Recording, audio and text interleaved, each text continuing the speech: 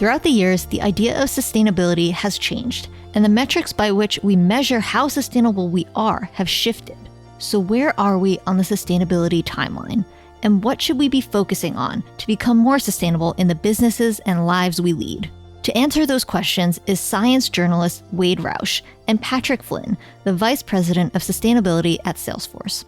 On this episode of IT Visionaries, they discuss the current state of sustainability efforts, as well as the lessons they've learned from the past and how to prepare for and evolve in the future. Enjoy this discussion. This episode of IT Visionaries is part of a special series on sustainability. IT Visionaries is brought to you by the Salesforce Customer 360 platform, the #1 cloud platform for digital transformation of every experience. Take climate action with a pre-built carbon accounting solution and gain insights into your greenhouse gas emissions. Learn more at salesforce.com/solutions/sustainability. Welcome to another episode of IT Visionaries. I'm Ian Faison, host of IT Visionaries, and today we are joined by two guests at a roundtable of sorts, a digital roundtable. First, Wade, how are you? Doing great, Ian. Thanks for having me on. Indeed. And Patrick, how are you? I'm doing great, all things considered, amidst the COVID-19 crisis. I feel very fortunate. I do as well. It is, it's a great time to, focus a little bit and try to make sense of the madness and hopefully bring some helpful thoughts and ideas to our listeners. So I feel extremely fortunate to be able to do that. And today we're going to be talking about a bunch of sustainability stuff as part of our sustainability series, but also just a meandering road of a few of the really cool things that both of you have worked on in your careers. We're going to talk a little bit about climate and the environment and how technology is shaping all those things. So let's start off first with, Wade, how did you get into science and technology? Well, I've been covering science and technology from a journalistic perspective since the mid-90s, and obviously had been a kind of a science geek for much longer than that. I think I probably fell in love with science as a kid growing up in the 70s and, watching the space program and then having Carl Sagan become my hero, through his original series Cosmos. I just grew up a total science geek. And as soon as I got out of school, I decided to run with that and be a journalist. Had fallen in love with journalist as a college student. Had become a campus journalist working on the local newspaper and decided to kind of combine those two loves, journalism and science, when I got out of school. So I've been, ever since 95 or so, have been covering some aspect of either straight up research or technology, startups, innovation, venture capital, and that side of how we advance as a species. And Patrick, what about you? It's hard for me to put my finger on it. I grew up and I heard consistently through the middle school, high school years that I would be a great engineer. And I had no idea what anybody was talking about when they said that to me. I was just passionate about math and science. And I ended up studying mechanical engineering as an undergrad and really saw that just more than anything as a way to see the world from different perspectives.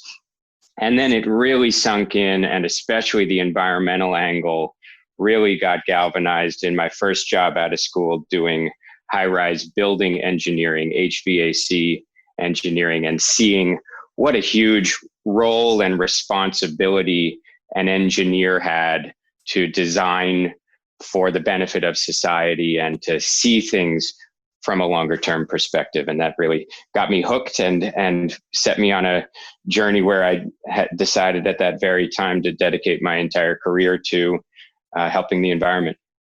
So tell us a little bit about what you're doing at Salesforce to do exactly that. Sure.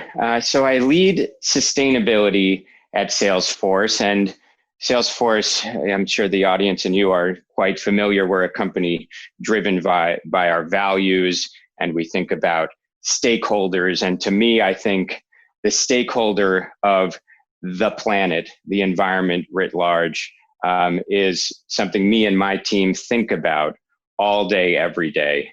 And it begins, like for most corporate sustainability programs, begins by thinking about what's most relevant to the business that we do as a cloud company. And so because of that, we think about things like data centers, offices, the electricity in particular that supports them. But Salesforce as a leader is driven to do so much more than just think about our own four walls. And so really these days, what my team and I spend most of our time thinking about is what are the big levers for change around us as a company? What are the big parts of the environmental system around us, and how can we have an environmental impact that's far, far bigger than the scale of Salesforce? And we've talked on the show about, the kind of the scope of the problem as part of this sustainability series, how technology is going to play a huge role in sustainability and why that's so important.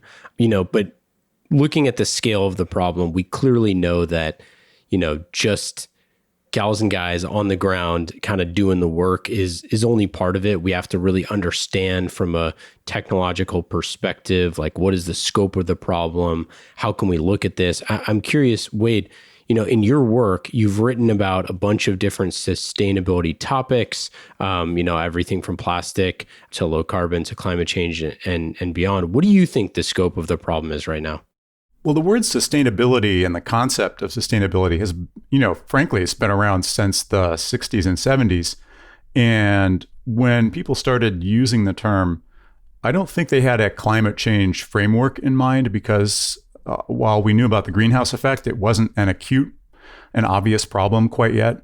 And I think what people were talking about was literally, how do we design systems? How do we design economies that won't use up all the Earth's resources? How can we make sure that there are enough current and future resources for all, 5, 6, 7, 8, 10 billion people on the planet? And it was only over time that it became obvious that the central environmental challenge is climate change. And now I think when we talk about sustainability, people leap right to that question of what we're going to do to adapt to and prepare for and mitigate and eventually reverse global warming. So, those are still two separate things to think about, though, I think. You can talk all day about renewable energy and how to change the transportation industry or the food industry to slow down our carbon emissions.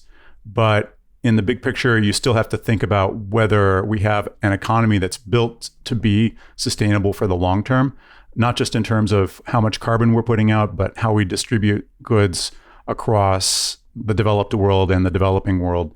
So I think it's still useful to kind of try and keep those two things separate. And that means the scope of the problem is pretty big. Not only do we have to figure out how to rebuild our infrastructure for a changing climate, but we have to think about how to stop pouring carbon into the atmosphere and how to start pulling it out of the atmosphere. And at the same time, we have to figure out how to address the gigantic inequality and gaps in income and health and food access and education access around the world, which is totally part of the sustainability problem. So I don't know. I'm not trying to load too much into this question, but if kind of the larger your lens, almost the bigger the problem looks and the more despair you might be tempted to feel. On the other hand, every little thing you do can affect everything else. So from that perspective, it's all one big, everything that we do can help in some small way. Yeah. And Wade, the layer I would add even on top of that in terms of complexity is the idea of prioritization. I think one of the hardest things that somebody focused on sustainability has to do is think about limited time, limited resources, and where the greatest positive impact per unit of resource deployed is. And so, back to your point about climate change, even under the lens of sustainability in the biggest capital S sense of the word, when prioritized appropriately, climate change stands out as the most urgent, most complex, most pervasive challenge of them all, and perhaps the biggest and most complex challenge humans have ever faced. And to me, in that complexity and the scale of that challenge is something that captivates me, right? This is the biggest puzzle that humans have ever tried to solve, and it touches absolutely everything we do. So I find so much captivation for me personally in trying to understand this huge and dynamic, complex problem and figure out the right ways to address it. Yeah. I would just say we're not going to solve sustainability without addressing climate change. But let's just say we did somehow get a handle on climate change. That in itself is not going to fix sustainability. That's all I was really trying to say, right? Oh, it's yeah, a bigger absolutely. problem. Absolutely right. Well, and I think, there's also like, this isn't all doom and gloom, although the stakes are extremely severe. But I think, if you look at the human condition compared to where it was, 50 years ago or 100 years ago or 1,000 years ago, like the world is a much better place. Humans are in a much better place. This is the best time in the history of humanity to be alive. However, that doesn't mean that all of the steps that, it took to get here didn't come without consequences. And I think that that's part of the, to your point, Patrick, the puzzle that we need to solve, right, is like, we did a bunch of things to progress as a society, and now we have the knowledge and capacity and technology and all these different things that can solve some of the other issues with this, that can create different, whether it's technologies or innovations, that can either reverse or maybe not, forever reverse, but to make change. And I think that that's part of the issue that I think we struggle with as a society, which is like, it's really nice to have our, to think of something that you want, and the next day it shows up in front of your doorstep. But there's tons of other things that go into that. And I think that, this podcast is optimistic for the future of humanity. I would definitely say that I'm extremely optimistic. And I think that when faced with these sort of challenges, we can definitely rise to the occasion.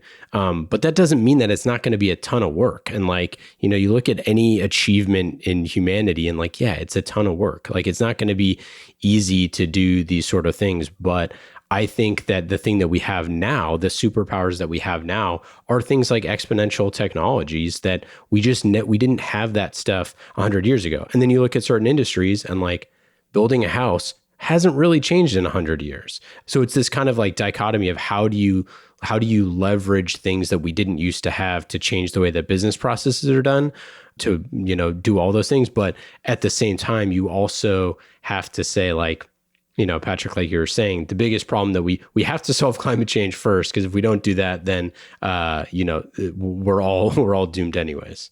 Yeah, and you touched on one thing, which is this really tough balance that I know, Wade, you must really have to carry as well, which is one thing we really need is for as many people to wake up to the situation at hand, and communicating the reality in all of its daunting scale is an important way to wake some people up. But you don't want to lose them immediately with how intimidating this challenge is. So you need to, as a communicator, find ways to both explain how important and urgent the challenge is, and also frame it as this opportunity. And for me personally, the business opportunity is the way that I get most excited. If you think about the competitive landscape of business, let's use a sailing analogy. We're trying to get from A to B and get there faster than our peers in business. Climate change is like a predictable shift in the wind that some people can see and tack accordingly. I think of it as the biggest and most pervasive change to that competitive landscape across every industry, every company, every geography. And I hope and I expect and really sincerely want to see Salesforce there as a trusted advisor to companies everywhere, trying to help them navigate these changing times with our technology. Well, I want to jump in and say I agree with Ian that this is the best time to be alive, and I'm a long-term optimist as well. I'm afraid as a journalist, I can't help but being a realist at the same time, and sometimes a short-term pessimist. And maybe to build on Patrick's sailing analogy, I like that metaphor, but I guess I would add that climate change is also a storm, and it's a series of storms that are going to arrive somewhat unpredictably. We're going to have to be ready to weather those storms, and the optimistic way of framing that is that sometimes you can rely on history or weather to kind of wake people up. It's true that we don't have enough people lined up and ready to go, understanding the science and the policy imperatives here that we need to act very quickly to turn this climate change problem around. But it'll get harder and harder to stay in the dark and to stay in denial as events unfold. I mean, we know that there is going to be worse weather, more extreme weather events, rising seas, worse fires, droughts, all sorts of plagues as well, right? Pandemics, it gets harder to control disease as the temperatures rise. These kinds of things are going to get more common, and it's going to get a lot harder to keep your head in the sand. And in a way, I mean, I've been studying disasters for 30 years, and I think if they have a silver lining, it's that they teach us that disasters do happen and that we need to be more prepared for the next one. So from that perspective, I think, yeah, we're getting better and better at this. Sometimes it's bumpy, but we're getting better. Well, and like you look at something like, LEED certification, which we can talk about, but these sort of newer things that like this is, if you look at the generation before us, didn't have these type of things that to be able to look at and to figure out rules and regulations and ways that, patterns to behave and to pattern match things like that, and to figure out best practices and to be able to, even if your head was above the sand, like how could you really make a difference? We on one of our podcasts, Future Cities, I talked to a guy, Marty Koistra, who used to run Habitat for Humanity, one of the parts of Habitat, and not to pick on them because they're a great organization. But the thing that was really interesting in that conversation was him talking about how Habitat was supposed to be a wake-up call for the people doing it, that this was a massive problem, not to solve the problem. Because he was like, I don't know the exact numbers off the top of my head, but it's like, we can build, 100,000 homes a year, and yet the global need for housing is, a month or whatever, and the global need is 1 million a month or something like that. So it's like those type of problems where it's like trying to figure out and say, hey, well, we'll just build more houses, or we'll just like make sure that we're just going to try to take care of this the old way is not acceptable, because what somebody does in Cambodia affects what happens in Oakland, California. What we do in Oakland, California affects what's going on in Norway. Like we are all truly interconnected now. And those two groups of people, A, might never meet, and B, don't know the other person exists, and C, don't know what that person is going through, right? Like if you have the opportunity to cut down a section of trees to feed your family so that you can, create a farm, you're going to do what's best to feed your family, right? Like that's just how that's going to work. And so, but those things have massive implications for the grander scheme of the world. Yeah, that's right. And it's part aligning financial incentives, part getting the right information to those stakeholders. We know that natural ecosystems and tree planting and tree conservation will play a critical role in addressing climate change. And it's the responsibility of those who can step in and provide the financial support short-term for initiatives that make long-term financial success happen, step in with the right information and incentives to show the way forward. And that's exactly what the whole carbon offset culture is about, right? I know that Salesforce is active in trying to offset its carbon footprint, reducing that footprint to ultimately to zero by 2050, but also offsetting it in the meantime. And carbon offsets and carbon certificates were invented to address that exact problem. Maybe you can incentivize the farmer in Brazil not to cut down that patch of trees by propping them up financially or helping them discover a new livelihood, right? So you're right. We do have mechanisms. We know how to do some of this stuff. It's just, are we going to be consistent about applying them, and can we figure out ways to scale up those programs so that they can benefit even more people? That's right, and sooner rather than later, right? So we need simple frameworks to allow for other companies to also step in and make their products carbon neutral, like Salesforce has done, with the comfort to know that the impact is real and it's providing relief to the planet today and changing people's lives today. And there's an interesting pushback that we sometimes face, and I sometimes hear. We are in no way saying that this is the end of the journey, right? The carbon offsets or even a focus on nature-based solutions. It's one piece, and it's a piece we happen to be able to do really credibly, really well today, and also do the things that take longer term to play out as well. So looking at disasters specifically, and I know, Wade, you mentioned that you've been working on disasters for the better part of your career. One of the things, and obviously we're in a crisis right now. One of the things that I think is so fascinating is you see immediately the seams of all of the things that you put in place when times were good, when you have disasters. I don't know if you know this, but so my sister is the executive director of the Earthquake Engineering Research Institute. So and her husband's also an engineer. So I've truly grown up around disaster response and figuring out how to, and like learning from them.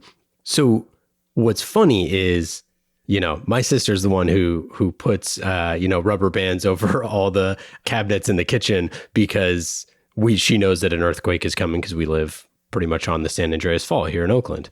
But like the vast majority of people aren't like that. But it takes the people that are like that are wired like that, and the organizations that are preparing for the future to lead everyone else. And I think that it's such a clear leadership issue. Obviously, we've seen, Mark Benioff and Salesforce spearheading a bunch of things. But from a disaster perspective, it seems like humanity is very uninterested in disasters the vast majority of the time. And it takes leadership to be able to figure that stuff out. How do we mitigate the risk on these type of disasters? Well, I think people are uninterested in disaster until it actually happens to them, right? Until they're caught up in a real disaster. And we're going through one right now, which we can maybe talk about some more. But yeah, I've been thinking about and studying specifically technological disasters, breakdowns in human-made systems. That was the topic of my history of technology PhD dissertation back in the early 90s.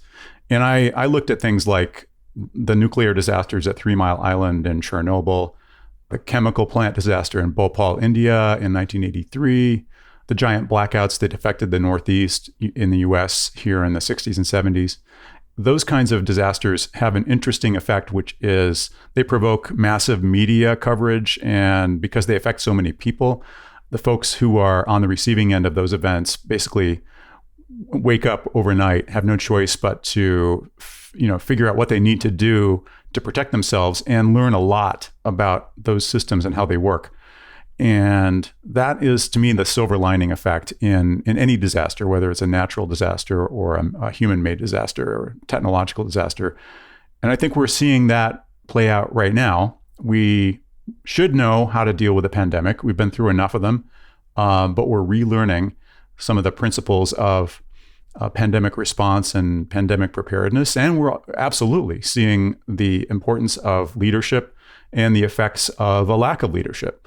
So we can talk a lot about the principles that we kind of know but have been putting off to the side or ignoring or downplaying about how important it is to have preparedness plans for things. Whether we're talking about earthquakes or pandemics, there are certain principles that we know work, like having a robust, resilient supply of emergency equipment, whether it's for responding to fires or building collapses or medical disasters, or whether it's just having a sufficient backup supply of personal protective equipment and ventilators. Like, it's not that hard to build a stockpile of this stuff, but we seem to consistently prefer, as a society, to have almost no slack in our systems. And that kind of brittleness really comes back to bite us in events like this. Well, and to add to that, something crazy is that what is the thing that like people are flocking to right and left right now is Zoom, which is and other tools like that, Google Hangouts and whatnot, which they're these communication tools, which are built by private enterprise that work much better than anything that's out there too. So like you have this like rise of all these people trying to figure out technology on the fly, which is like in the military, where I spent my formative years, it's like, that's called a PACE plan, right? Like you have your primary, alternate, contingency, and emergency communication plan. Like we don't have a PACE plan, right? Like we just assume that things are going to be fine. We assume that, internet is going to be fine. We assume that, there's a lot of assumptions that go into that. And, could we have figured it out? Yeah, for sure. But the other side of this is like, when it comes to physical goods and services, like you can't replicate that. We can't, work around that. You can't, arguably you could work around not having any toilet paper because you can figure it out, but you can't work around not having any food or not having, people prepared for that. You can't work around ventilator masks. You can't work around not having soap. I mean, what Semmelweis was writing about, why we needed soap, 150 years ago or whatever. Like, it's not the fact that we are short on things like soap and hand sanitizer is wild. I mean, it should never in a million years come to that. And yet here we are. Here we are. It's this asymmetric risk moment as well, right? Or asymmetric cost benefit of stockpiling a little bit of extra. It doesn't actually cost you all that much in normal times, and its value in changing times far outstrips it. So it's the rational thing to do. It's just overlooked. And so our audience is primarily technology leaders, and we talked about, over the course of this kind of sustainability series, that there is ways to engage. There's initiatives like the 1 Trillion Trees Initiative and different sort of things where you can get your organization involved and actually make a difference. We're seeing, I think we've had between a few of the podcasts that we create, organizations that have 100% pivoted their business model to supporting creating masks and ventilators and things like that. We see, private enterprise responding in a way that is honestly extremely refreshing and cool to see. It's not quite Ford making fighter jets and planes in World War II levels yet, but we are seeing that response. Wait, what are the parallels here, like historical parallels for this? And like, what do you think that how can they do more? How can they involve their organizations to make a difference? Because I think a lot of people just feel a little flat-footed. Well, wow, that's a huge question. If I were to try to answer it, I would say that even in the absence of strong, immediate leadership, people generally figure out how to cope. I mean, whether we're talking about like in the first hours and days after a disaster, like the 1906 fire and earthquake in San Francisco, for example, there wasn't a strong federal government in 1906.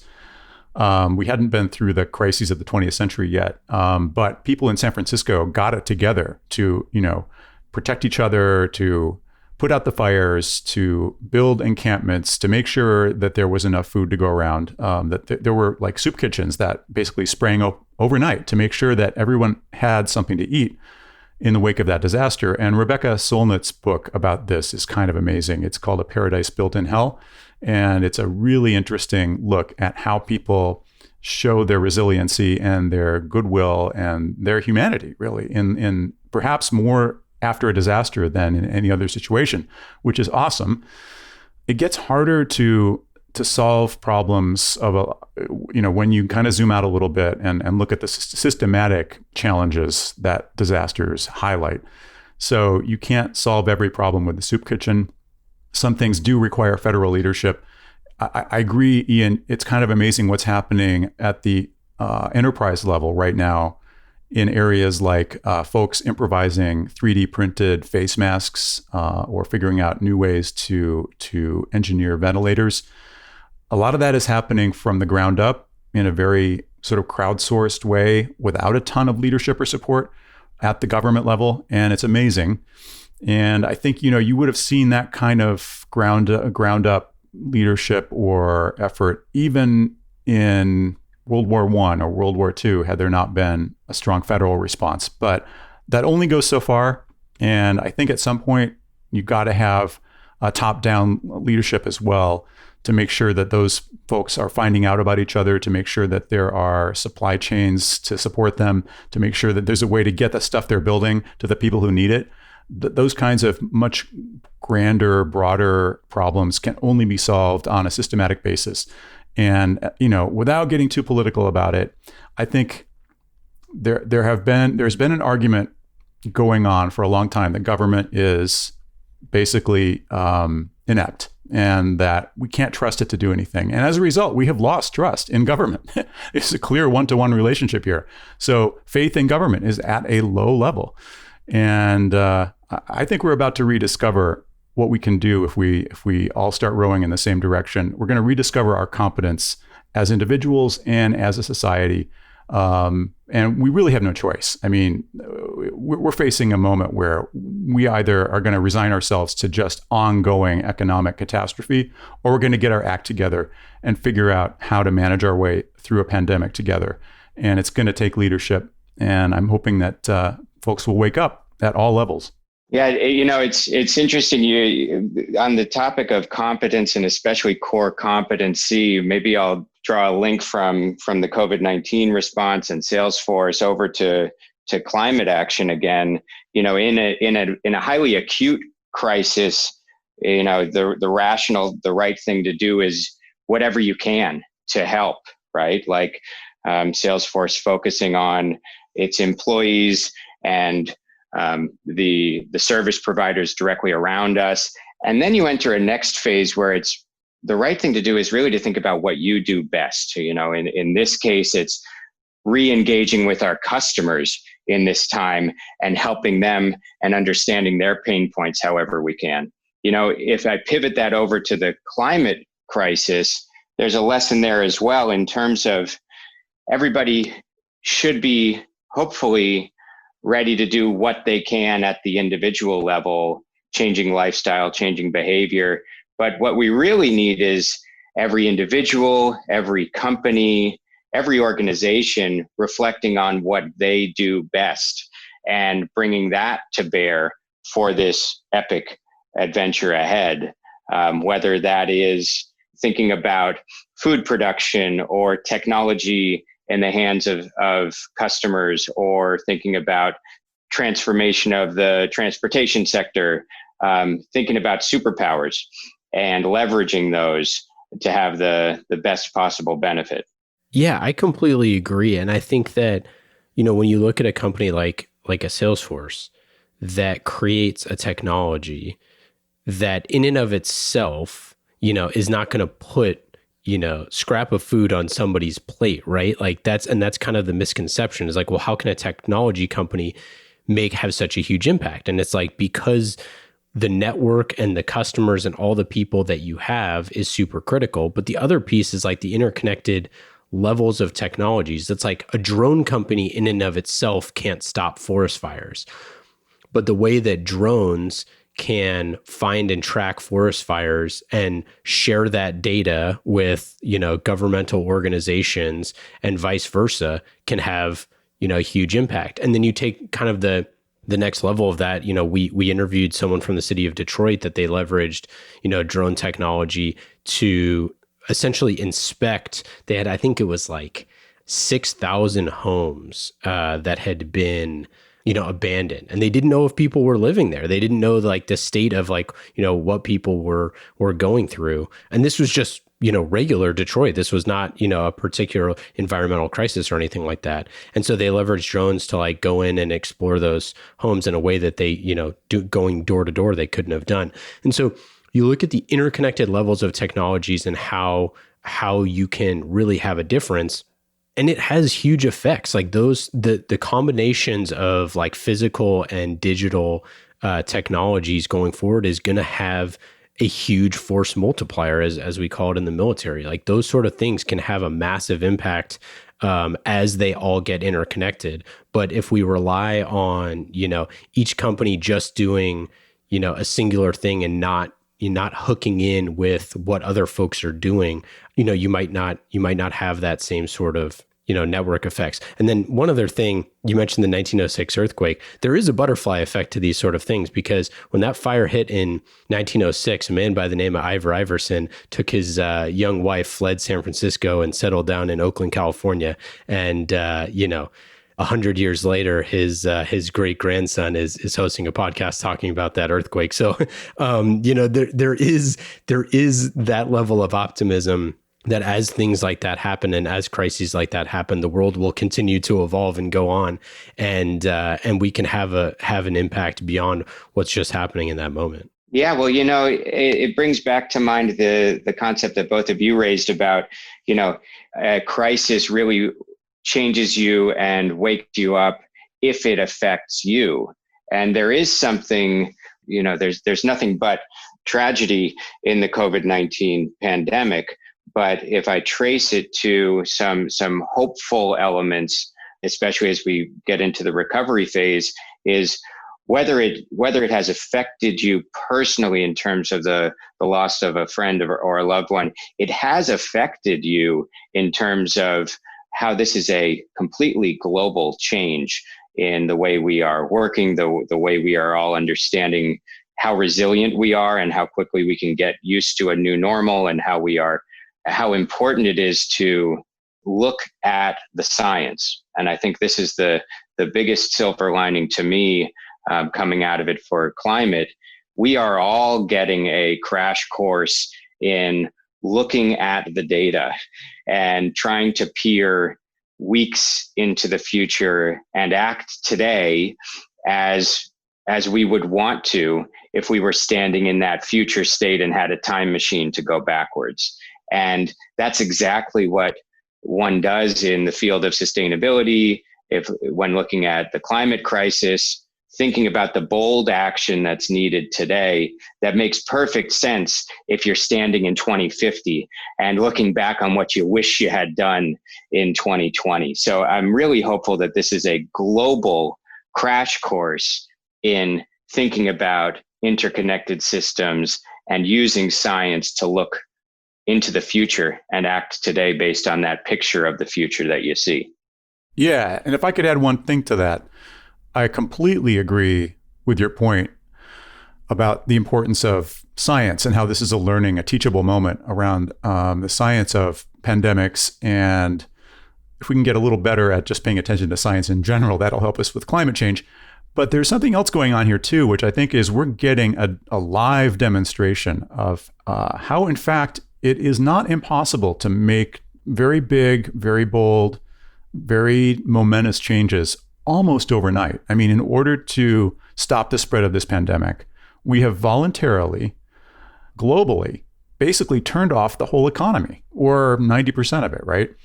That's the kind of shift that everyone would have said was impossible right up until the moment we had to do it.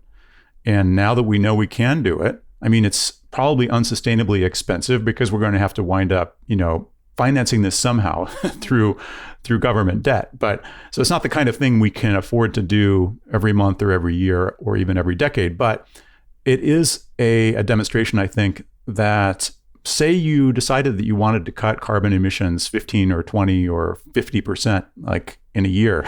Well, all you have to do is stop driving and stop flying, right? The skies are clear over Los Angeles and Beijing. So we can do this, right? And I hope people remember a little bit of that once the recovery begins and we get back to normal. Yeah, and a couple things from that, we're seeing some storylines of the benefits to air quality and pollution from this overall economic slowdown. And, that's true.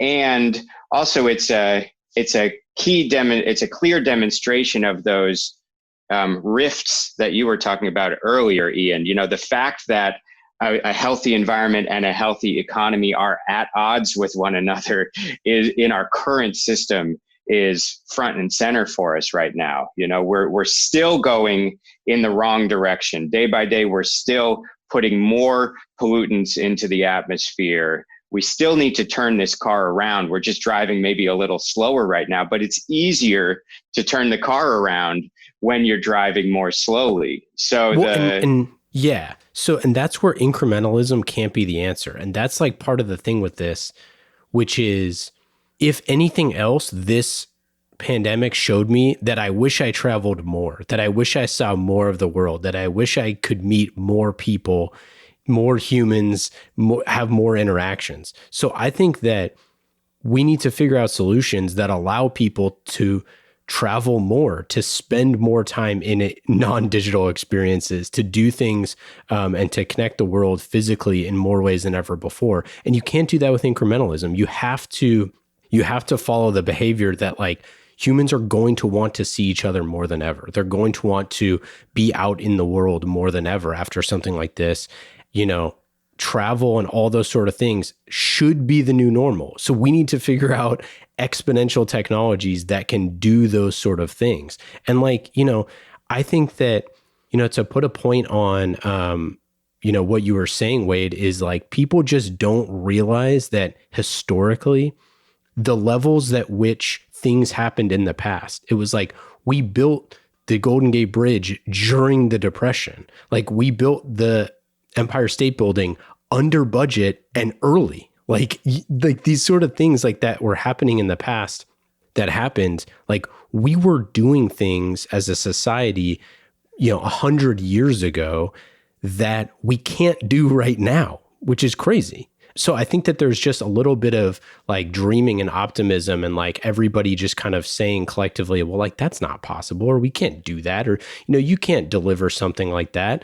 And the fact of the matter is, like, I don't know, maybe nobody knew any better back then, but it sure is a different mindset to think about those things and to think about creating things that have a massive impact on society. Yeah. Well, Ian, I think travel is a great example. Of course, we'd love people to become more interconnected and get to know people in other countries better, but we can't do that at the expense of just putting everyone right back on a jet-fueled airplane, right? Transportation is one of the biggest contributors to carbon emissions and global warming. And the only way to have a sustainable travel industry is sooner or later to switch over to electric planes, right? So this is something I've covered a little bit. It would not be that hard to create a crash program to invest in, it would not be that hard to create a crash program to invest in electric powered planes. We know how to build jet engines. We know how to build electric powered jet engines. The question is, can we do that and also figure out how to create batteries that have enough energy density that you can carry around the batteries you need on the same plane, right? So these are like interconnected problems. They're not unsolvable. It might take a Manhattan Project type investment to make it happen in a short time scale, but those things are not out of reach. And it's that we've kind of lost the flexibility, maybe the muscle memory around doing these kinds of things, but they're not out of reach. Well, and look at what Tesla did with the car. I mean, like, nobody thought that was possible, right? Like, and you can feel whatever way you feel about Tesla, but like, nobody believed that exact type of thing could happen. That you could build a company like that in that way that created a vehicle like Tesla. Like, nobody thought that was possible. And yet here we are, right? And like, not in that amount of, like, in a relatively short amount of time. I mean, it's really remarkable. Completely remarkable. Nothing but awe for Tesla, right? And the safest, fastest, highest customer satisfaction, and most environmentally most reliable cars.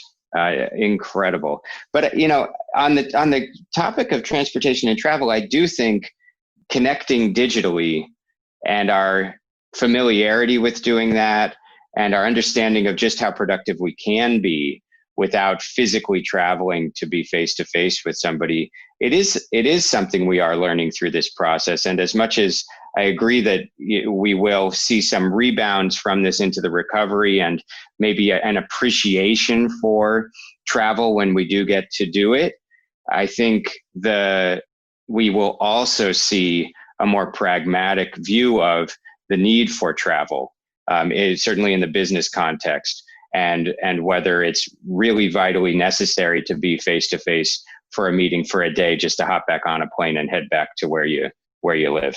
Yeah, I totally agree. But I would also add that if we push our thinking and say, I would rather people travel 10 times more than they do now, or 100 times more than they do now globally, and try to figure out what is the solution to that problem, right? And it's like, maybe the planes moves, half as fast and they're smaller, or, whatever it is, but it's like thinking of those problems and expanding that exponential conundrum is like, I would love for people to be able to do more and really shape behavior in that way. And like you said, prune our what is the expectation of different sorts of like, what does an in-person meeting mean, or those sort of things, which is really exciting from a business perspective. But I think, again, it can't be an incremental solution.